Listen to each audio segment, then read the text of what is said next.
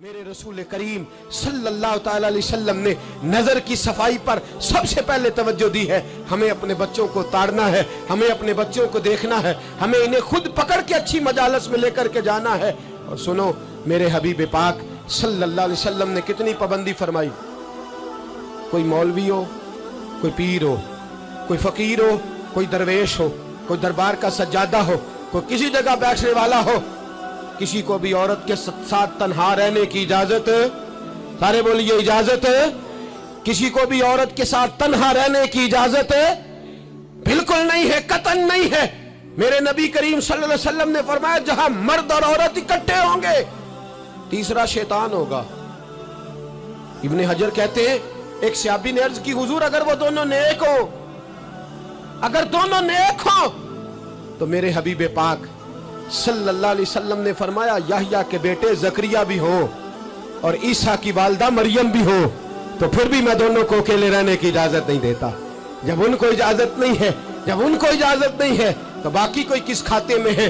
میں سنتا ہوں اور آج میں ببانگ دہل کہتا ہوں ہمیں وہ دربار بھی قبول نہیں ہے، سن لیا جائے، میری بات کو نوٹ کیا جائے، ہمیں وہ دربار اور مزار بھی قبول نہیں ہے جہاں برائی اور منشیات کے اڈے قائم ہیں۔ ہم ان درباروں پر بھی فوری طور پر ہر لحاظ سے کڑی نگرانی کرنے کا اور پوری سختی کرنے کا ارادہ رکھتے ہیں اور خود آگے بڑھ کے ان ظالم سجادہ نشینوں کا منہ نوچنے کا ارادہ رکھتے ہیں جن درباروں پر نشہ بکتا ہے، جن درباروں پر گند ہوتا ہے۔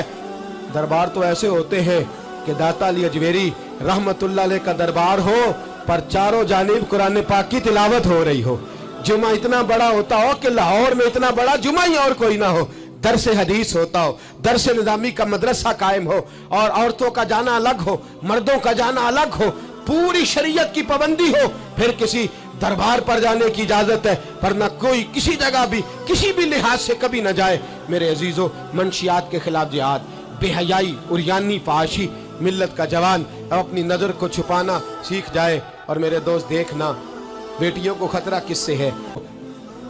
یہ حدیث سنانے لگا ہوں، حدیث ہے، حدیث رسول ہے۔ جوان خاص کر کے ذرا میری بات پہ توجہ کریں اور بزرگ خاص کر توجہ کریں جنہوں نے تربیت کرنی ہے۔ سنیں، حضور کی بارگاہ میں ایک نوجوان آیا ہے، یہ سنگ میل ہے حدیث، اس کو یاد رکھنا۔ عرض کی حضور میں سارے گناہ چھوڑ سکتا ہوں، زنا نہیں چھوڑتا۔ حضور مجھے زنا کی اجازت ہونی چاہیے۔ میرے حبیب نے تھپکی دی، بٹھا لیا۔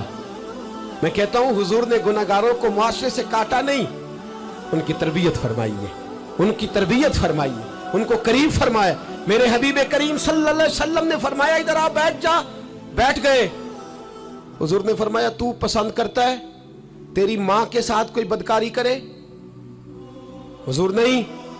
فرمایا تو پسند کرتا ہے تیری بیٹی کے ساتھ کوئی بدکاری کرے؟ یا رسول اللہ میں آنکھیں نکال دوں گا۔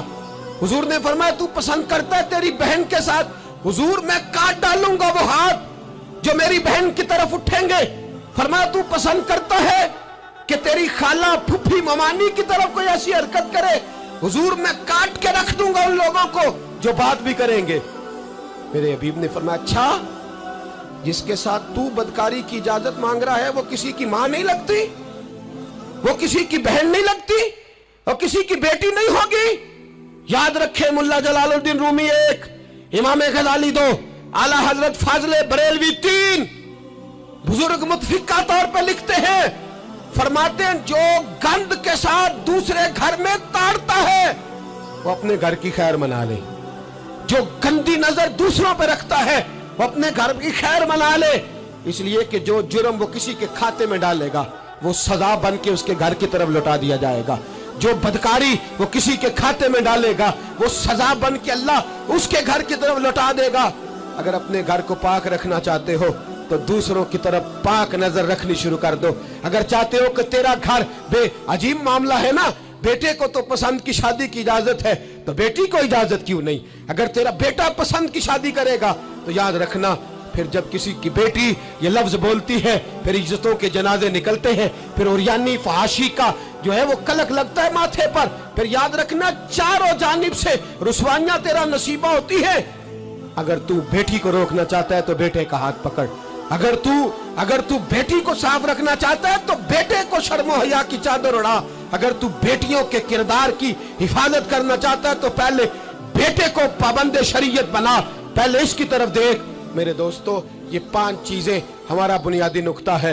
एक तो अमीर गरीबों की तहकीर करना छोड़ दे, दूसरा गरीब अमीरों से मांगना छोड़ दे, तीसरा इज्जत के साथ जीना सीखे, हमें हर हाल में सूद से हराम पैसे से बचना है, चौथा हर तरफ मंशियात फैली है, हमें इसके खिलाफ जिहाद करना है, पांचवा बेहयाई और यानी फहाशी गली गली नगर नगर निकल करके इसके खिलाफ हमने बोलना है। मुझे मेरे साथी कहते हैं नौजवान महफिलों में आना छोड़ गए, वो कहते हैं हजरत साहब के सारे मौजूआत ही हम पे होते।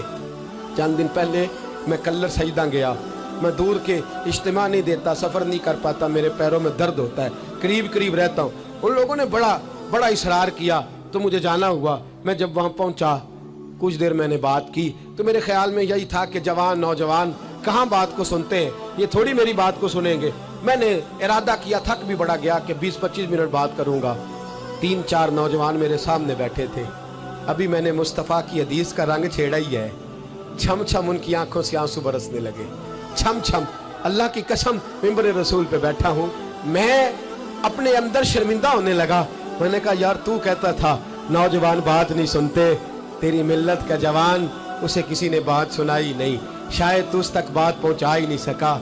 अरे गुनाहगार बड़ा है पर मुस्तफ़ा का गद्दार तो नहीं ना, ये बड़ा पापी है पर हुजूर की बात नहीं सुनेगा, नबी पाक के पैगाम की तरफ नहीं। 50 मिनट बात करके मैं लौटा।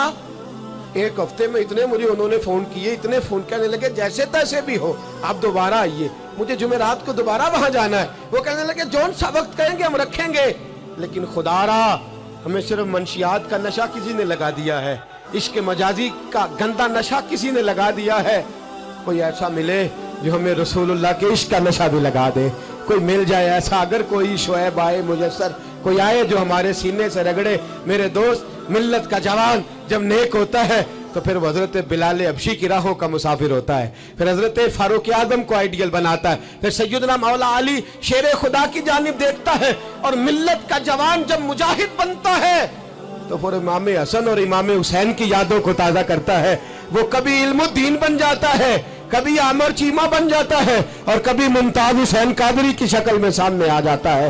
वो डट जाता है, वो डट जाता है। मिल्लत के जवान, तेरे सीने से अब रसूल करीम सल्लल्लाहु अलैहि वसल्लम की मोहब्बत को खींचा जा रहा है।